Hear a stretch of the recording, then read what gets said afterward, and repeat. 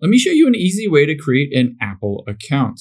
Your Apple ID account is used to sign into all of your Apple devices, iPhone, iPad, Mac computer, but also AirPods and all of those things will be registered to that one account. Now, the first thing we need to do is head into the settings on your iPhone, iPad, or Mac.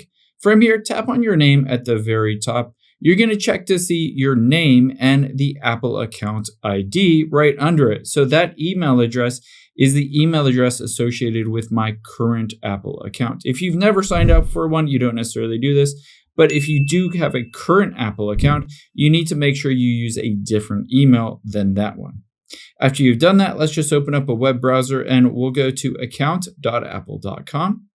From here, you'll be able to see at the top right is that drop down. Just tap on that and hit create your Apple account.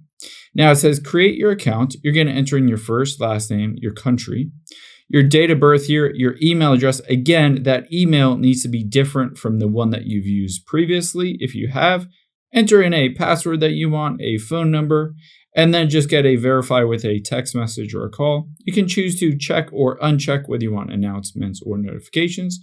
And then from here, just type in that code. And then at the very bottom, hit continue, and your new Apple account will be all set up.